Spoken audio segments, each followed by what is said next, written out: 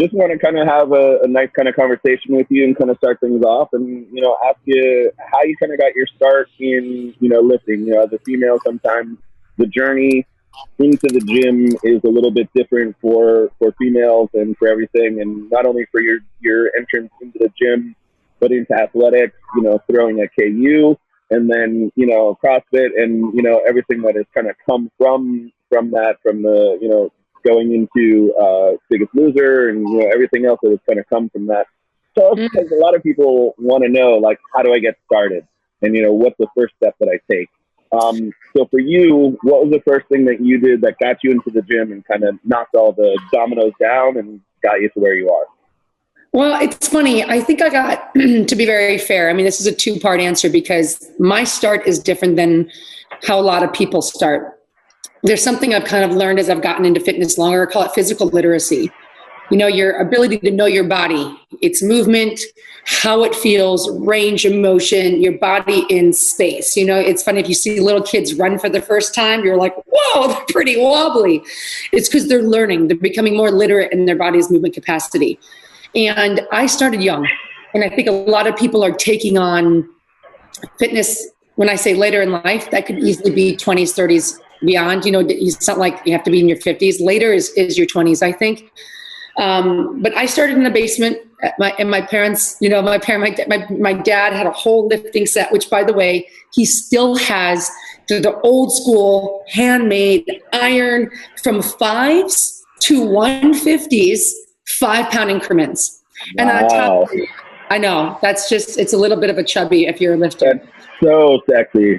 It's sexy. A whole stretch of the basement. And he's trying to sell it to me. I go, I'm just going to, are you not bequeathing me the weight? And he goes, no, I've got some good offers on it, I'm Jenny, super fired up. I'm super excited. $2,000. I'll give you free. I'm like, what a jerk. I love him. I know. So, but he's like, so I grew up doing that because I was in gymnastics. My parents started all of us in like walk on the beam, seat drops on the tramp, forward rolls. My brother now is 6'5", 300 pounds. Like he's not a gymnast, but starting in those capacities of movement, if you look at like the Macaulays from the 70s, the 10 physical skills, right, with medicine ball training, we realized, I think, because they were both coaches and teachers, how valuable that was for us just to feel confident in our bodies and confident in ourselves. And I took to gymnastics, started doing it more.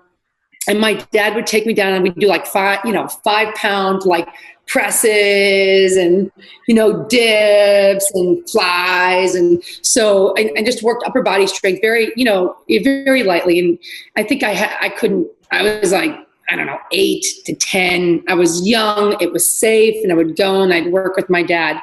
And so I think for me, movement started in a very natural, safe space. It was supported. And of course, the other visualization for everyone is the amount of, this is when magazines were so cool, because I was born in 82. So this is like the late 80s, early 90s, the prime of like Flex magazine and all this stuff.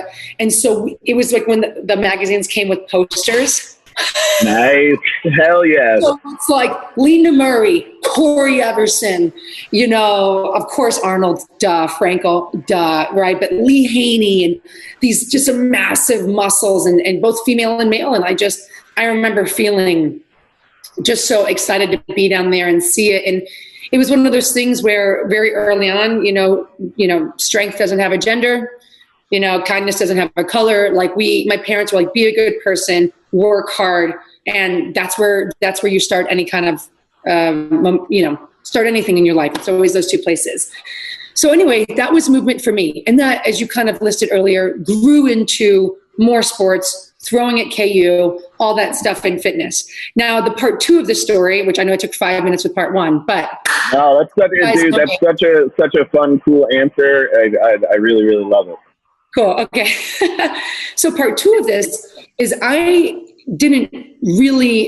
had the physical literacy, but starting fitness really didn't start into my adult life. And I think that's where a lot of people find themselves, and perhaps where it's my favorite group of people to train, that people that start a little later that try, because I had always worked out for sports.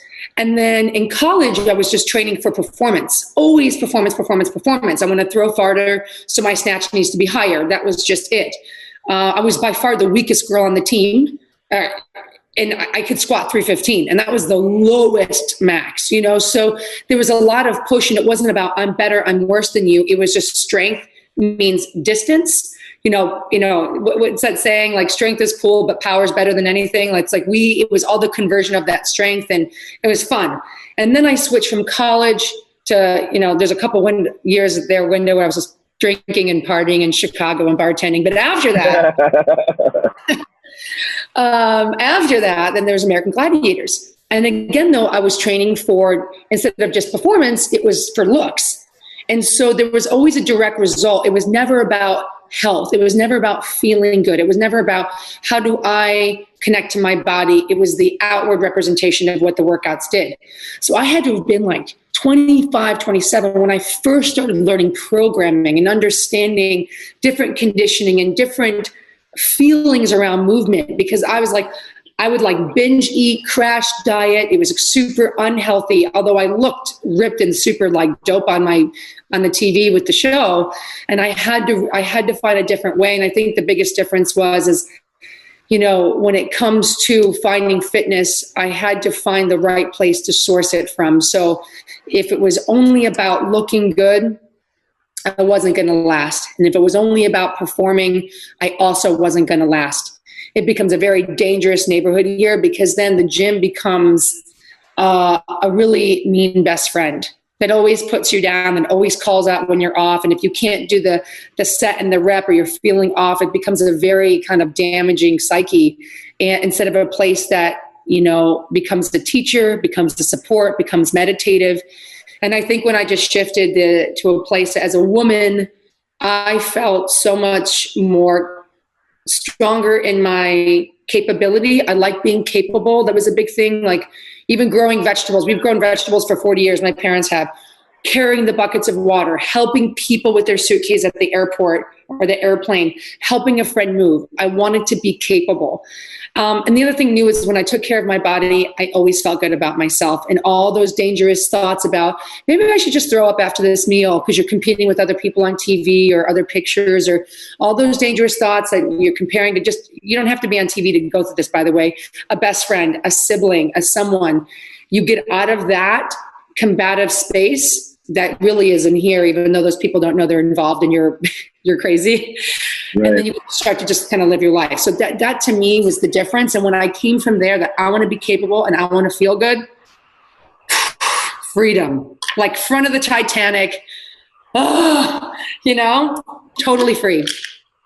So that's fascinating, because I would have never really put together because, I've known you for, past 5 or 6 years or whatever it is. And, my view of you is just this, incredibly strong, very capable person. And then to kind of find out all the battles that you had in your head, I think it just lends, just more clout to who you are, to know that these are some things that you had to overcome. And I think that's, it's fascinating. And again, very powerful. And I, commend you for that. I think that's amazing.